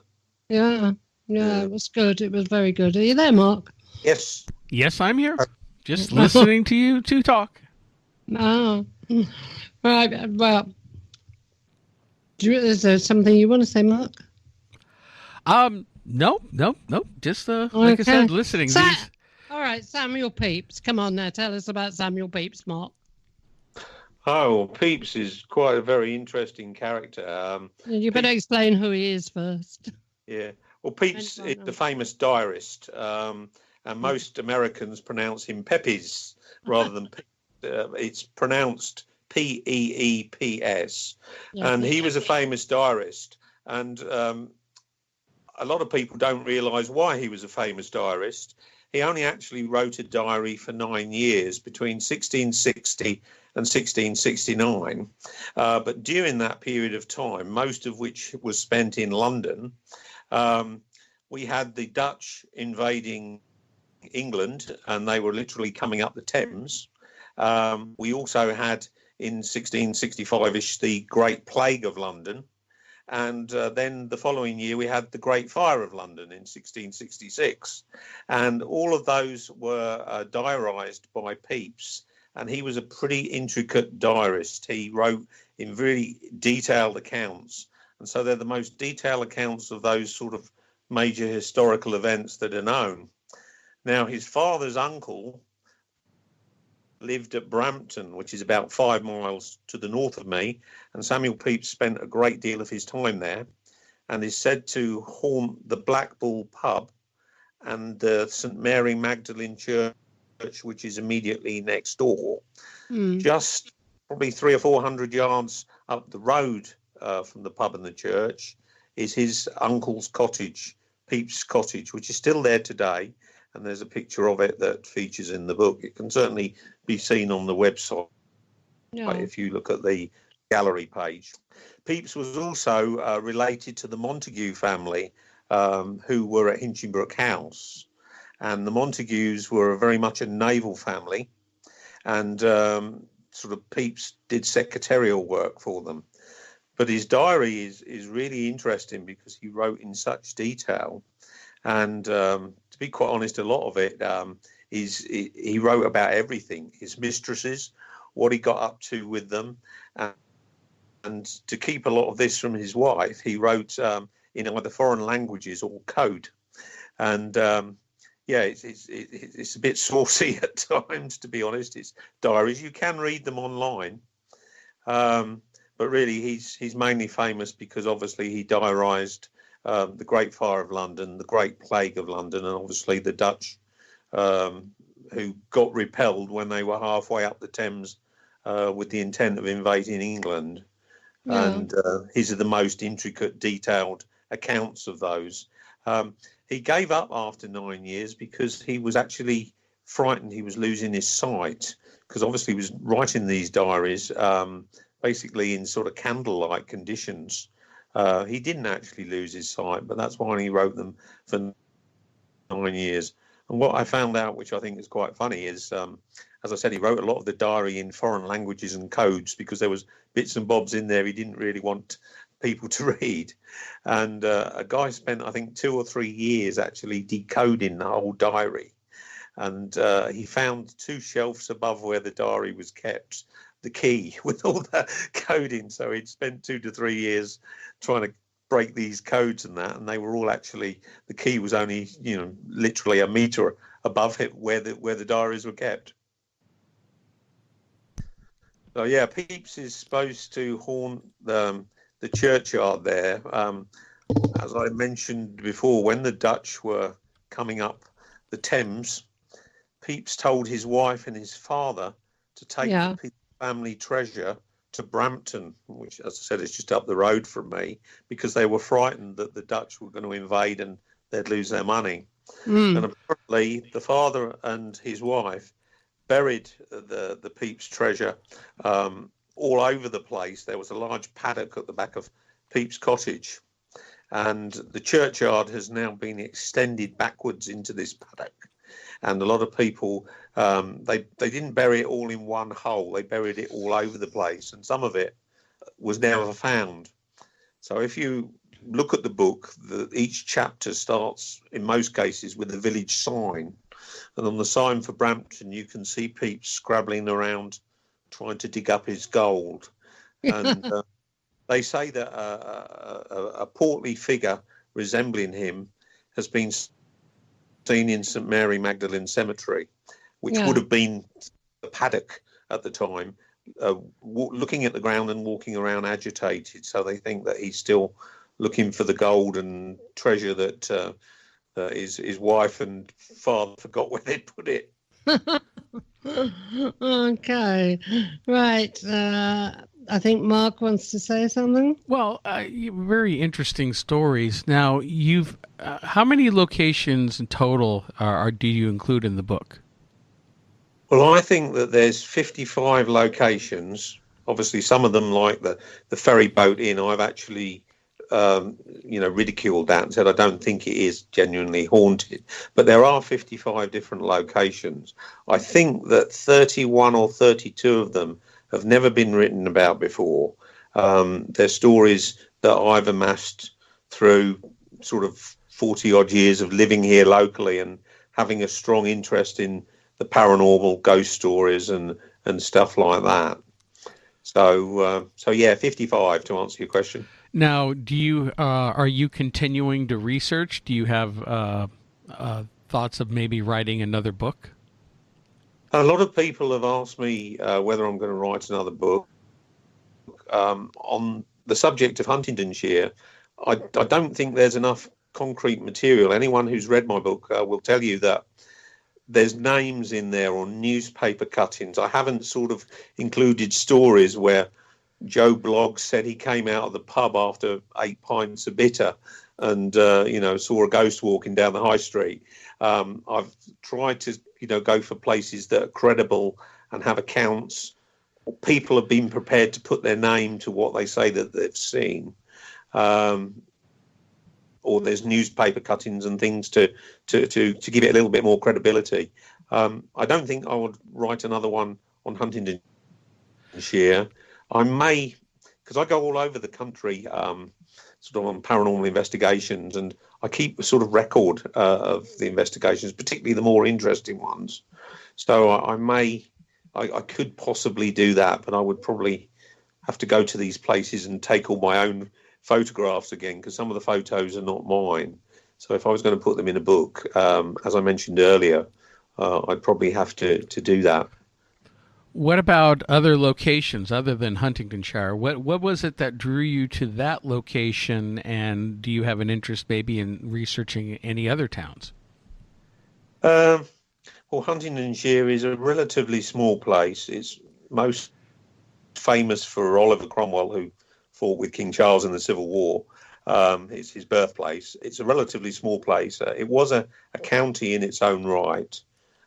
It's now been absorbed. It's a district of Cambridgeshire.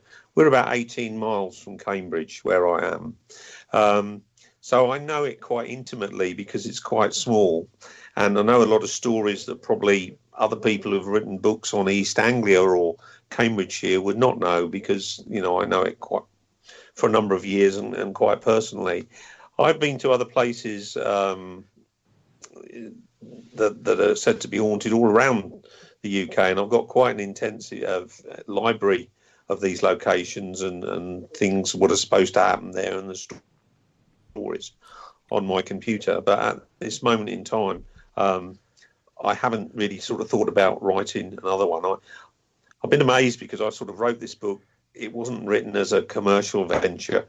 it was written because I'd made a promise to my aunt, really, that I would write it, and I sort of hoped to sell 300 copies, and they sold in 3 weeks, and it's 2 years now nearly, and it's still selling. So I haven't really had time to sit down and look at another book. I get asked to go and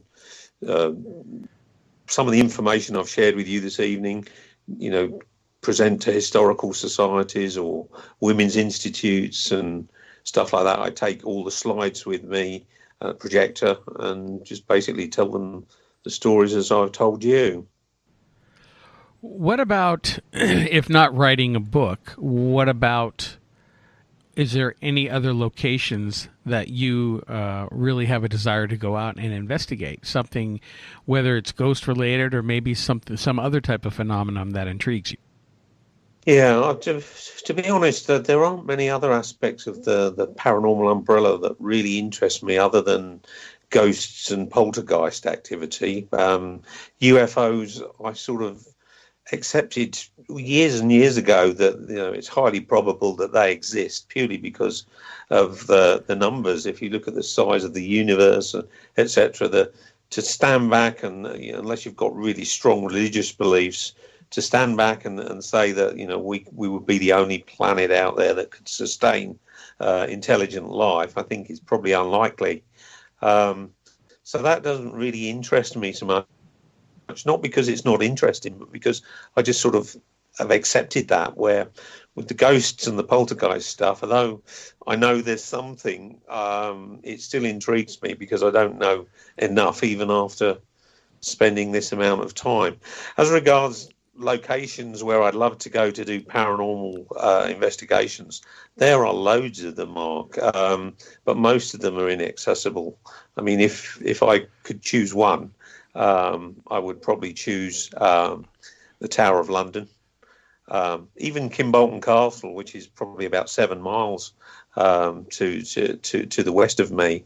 I would love to, but because it's a working school, the sort of idea of paranormal investigation doesn't really fit in with that, the image of this prestigious school.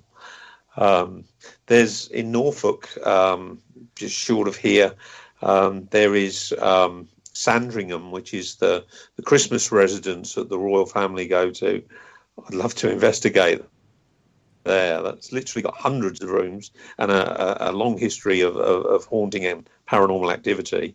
But, it's a royal household, so, you can't sort of knock on the door and say, would you mind if I come in and do a paranormal investigation? I would. Can you? Yeah, you would. I'm very intrigued by. We have a legendary dog in East Anglia called Black Shuck. I don't know if you've heard that. Yeah, we have. Yeah, we've done programs with the shuck included into it. Yeah. Well, Suffolk and Norfolk East Anglia is probably the main area, although these black dogs have been seen all around the UK. But yeah, they're just called under different names depending on what county you're in. Yeah, Norfolk and Suffolk is particularly Suffolk, Bungay and Blythburgh are pretty interesting, and I find that quite interesting. I don't know if you've seen the they dug one up in 2014, Irene. I don't know if you've seen the photo. Well, that big thing. Yeah, they dug a dog up. They reckoned it was 7 foot. The skeleton of a dog.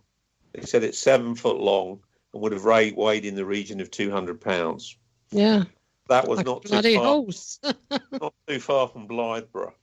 So I expect that was something like an Irish wolfhound or something like that, and a really big one, Yeah, it's too big for an Irish wolfhound, but it's but I really, you don't know. Maybe it was a breed that's yeah. Yeah, I find that quite intriguing. But there are lots of mystical places, like that you could go and do. What do you do when you go for an investigation? What do you take with you? To be honest, I'm a person who tends. I mix the spiritual with the scientific. Basically, I'll try anything. But yeah, got a little crew. We call ourselves Rising Phoenix, and we're basically a group of friends. There's 12 or 15 of us, generally on an investigation. There's between 8 and 10, 8 and 12. And we'll go and do a vigil in various places. I'll do an investigation plan. I'll have obviously gone and looked at the building beforehand, and I'll try and work it so that we'll do our vigils. And during that vigil, we'll try various paranormal experiments. They can be of the spiritual kind, things like glasswork, things like dowsing. Table tapping. I don't really bother with table tipping, to be quite honest. Although I have seen some pretty impressive table tipping over the years with people with their hands upside down, so they've not got their fingers underneath it, and seeing tables really bouncing around. But that gets me again sort of thinking along my telekinesis thoughts. I did an investigation a couple of years ago at the Peterborough Museum, and that was a hospital for about 70 years, and it's still got the old Victorian operating theatre in it.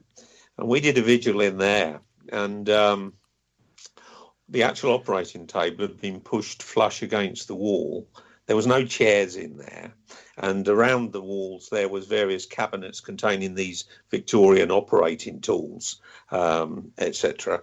And nothing really happened in there. And I suddenly thought to myself, well, that table would have been in the middle of the room, and there must have been in 70 years countless people died, in that area of the room. So I'd already swept the room with an EMF meter, really just doing baseline checks, absolutely nothing. And I held the EMF meter around the height of the operating, and I started to pick up the EMF. Now, I'm always a little bit wary of EMF nowadays because we've got Wi-Fi and 3G, 4G everywhere. I held this EMF meter up about a foot, nothing. I held it down a foot below that, nothing. And so I held it again level with the height of the table, and we started to get EMF, which was interesting. And so I had 3 colleagues with me, and I decided to do an experiment. I've got a luminous ball. It's one of these kids' bouncy balls, little bouncy ball about the size of a large gobstopper. Oh, yeah, I know the ones. You can charge it up with light. I got grandkids, yeah. Yeah, so I put it down on the floor, and I started calling out. I said, there's spirit people in this room, any astral beings. If you are part of this room or you passed away in this room, could you show us that you're here, please? Could you move this ball on the floor? Now, there was no chairs in there, so we're all laying on our bellies, facing this ball, the 4 of us. We're no more than 18 inches from the ball. And, after a couple of minutes, this ball does a full circle the size of a human head. One of the lads next to me, who's not very experienced, jumps up on his feet and starts coming out with some words that are not suitable for the radio, so I won't use them. He was quite spooked by it. And then, I'm thinking, well, was that the spirit of somebody that died in here, or were we moving this ball telekinetically? The fact that we're 4 of us there looking at it, wanting it to move, and we've managed to do that. At the end of the day, it was paranormal, because if it had been on a slope, it would have either rolled down the slope or whatever. But it did a full circle, size of the head. And so I've sort of got, I don't discount telekinesis. I think there's a lot more to it than perhaps people give attention to at the moment. But that's just my theory. And that's based largely on my experience, and experience like what I've just explained to you, that particular instance. So, we take some gadgets and gizmos. I must admit, I'm not a great fan. Mark knows some gadgets and gizmos, don't you, Mark? I do, but, I'm not so crazy about them anymore, because I've learned... Don't really need them. You don't really need them. You can go and just experience a place, and your body is a great tool. Your body will let you know when something is there. And if you allow yourself to tune in, the only thing I would like to take with me is a digital recorder, because it could pick up on things that you can't maybe hear at the time, EVP. What about a camera? Cameras are hit and miss. I've taken cameras and gotten nothing, but you could still have other experiences. Still cameras, you take a few pictures and see what comes up, ruling out dust and contamination. Occasionally you might get something. Video, I like video, but when you record hours of video and then you have to sit there and watch every single hour, it gets really boring. So sometimes that's just kind of like really going in and experiencing a place instead. So is that the same with you, Mark? Do you have to sit there for hours going through To be honest, one thing another? I'm not terribly technical, but this is quite interesting. You might be interested in it. My son is a sound engineer. He works for a company. He spent last week at the where was it? Woburn, where the ladies' golf open was, and he does the Open, Henley Regatta, and he does the sound for all these. I like the regatta. Yeah, go on. Well, he was telling me, because I was sort of explaining the problem that Mark explained. He says there is technology available, whereas if you've recorded something on a digital device, you can run a program like an app that will go through that 3 hours of recording, and it will isolate items where either if it's a video recording, there is movement, or where if it's a sound recording where there is a distinctive sound. So it will actually give you a report and say, right, Mark, you've got 3 hours of recording here, but you need to listen to 1 hour, 51 minutes, 7 seconds. You just need to listen to 1 hour, 58 minutes, blah, blah, blah. And that's, I said, God, I haven't actually seen this device working, but it assures me that such technology is available. There you go, Mark. Maybe it'd be made public one day that we can go into the shops and buy it. As regards to gadgets and gizmos, I was told something interesting. I was at a meeting of the Society for Cyclical Research, and they were talking about these gadgets and gizmos, and he said all you have to do is look on the specifications sheet, and if that gadget is able to do pick up ghost spirits or whatever, it has to tell you in the specifications. If the specification says something like this may assist you in paranormal investigations, then that's the get out clause, really. But at the same time, how can anybody guarantee something like that? It's, let's face it, most of the tools that we use for paranormal investigation were not made for paranormal investigation. They're made for other uses, and we've just happened to find that we could use them for anything from digital recorders, thermal imaging cameras, even night vision cameras. They weren't made for hunting ghosts, but we use them. I've got a lot of theory with the sort of recent devices that have appeared for ghost hunting, REM pods and things like that. One thing that they do all have in common is they have electronic receivers. Now, we're living in a world now where just about every room or building that you go into will have Wi-Fi and a router. We've got 3G, 4G, 5G. We've got emergency services transmitting signals anywhere. So I think they have a place, but unless you're getting responses on demand for a decent period of time, and I would say 2 minutes plus, I don't think you can rely. I hear people listen to these spirit boxes and they get these random words and they sort of fit them in with something that isn't there really. I think that that's inconclusive. I wouldn't judge one as inconclusive. I think they're interesting, but that's just my personal opinion. I'm not really a gadget man. I've been doing this a long time and probably grew up in a period when gadgetry wasn't about. It's like the debate with orbs and that. I mean, that's been going on since 1992 when digital stuff first came out, and it continues. Is it dust? Is it flies? Is it insects? Blah blah blah and stuff like that. And there's some people about who will tell you that that's an orb. That's the genesis of a manifestation. And then you'll tell other people saying that's a load of rubbish. That's a quirk of digital technology. it's picking up a piece of dust or something, which other analog cameras would not have even captured, and so on and so forth. So it's very much inconclusive to me, a lot of that. Plus, a lot of these new gadgets that they come out with, I really question. I mean, the REM pods, it runs off of electromagnetic frequencies, which can be manipulated if you've got a cell phone or if you've got a walkie-talkie or something nearby. I remember when the K2 meter came out 15 years ago when Ghost Hunters, and everyone, they went out and got a K2 meter, and when it lights up and it looks like we can be having a conversation with a ghost, until I discovered real quick that all it would take is for somebody to stand off camera and key a walkie-talkie, just key it without saying anything, and it would make the thing spike, and it looks like you're getting responses. Yeah. Very easy to fake.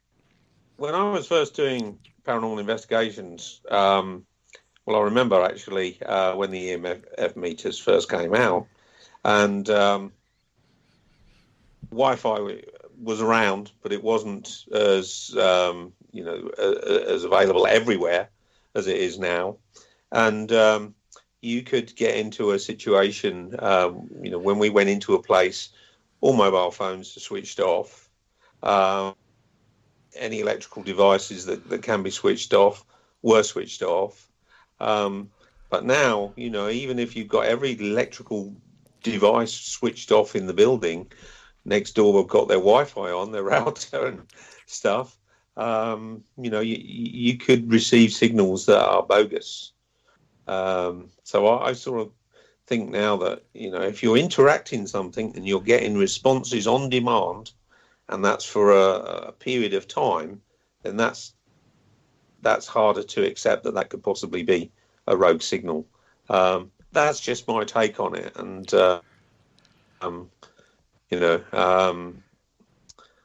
I think that a lot of these devices that are specifically designed to assist you with ghost hunting, if you look at the specifications, they won't tell you what they're actually can definitely do.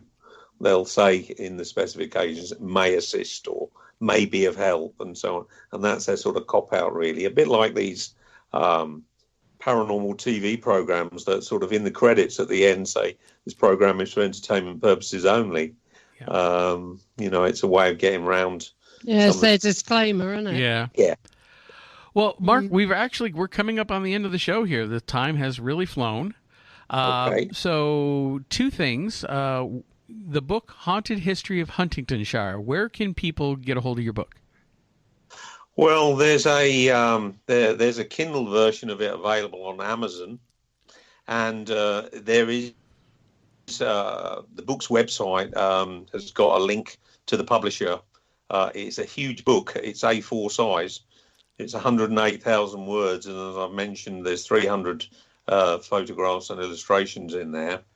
But if they Google the Haunted History of Huntingdonshire, there's a Weebly website, and that website, there's links to, there's a buy tab, a gallery, and various other bits. And obviously, click on the buy tab, and it will direct you to where you can either buy an Amazon Kindle copy or a hard copy of the book. And I've noticed on your page you have some events listed. You're going to be appearing anywhere soon where people can come and meet you and get a copy of the book or get it signed? What I generally do most of the time, I've just did. They've had a history festival in Huntingdonshire, and I did a number of events. But most of my events are private, so there's sort of people like historical societies or what we call women's institutes here and they'll contact me and say, will you come and do a talk for us, please? And I generally go and talk for about 90 minutes, and I do it with a projector with all these sort of photos and tell them really some of the stories that I've told you. And as I said, the book's been out 2 years in October, and I thought it would all be sort of a 3-month wonder, and I think I'm booked up till November, December this year. I normally go out once or twice a month. Fantastic. On Facebook, if people use Facebook, there is a Facebook page called The Haunted History of Huntingdonshire, where everything on there is related to Huntingdonshire and my book. Okay. And I also run another group called Haunted History, which covers ghost stories outside of Huntingdonshire, sometimes outside of the UK, but mainly UK. So that's quite interesting if people like English or British haunted houses. Yeah, and also if people go to the Paranormal UK Radio Network page or the fan page on Facebook, there'll be a piece tomorrow saying where you can obtain the book. Well, Mark, thank you again for coming on the show. Our guest tonight was Mark Egerton. I'm sorry. I knew I was going to screw that up at some point tonight. And his book is The Haunted History of Huntingdonshire. And we have run out of time. So, Irene, where can people hear us? Everywhere, people. Everywhere. All right. Well, thank you, everyone. Have a great evening, and we will catch you next week. Have a good one. Okay. Bye. Bye.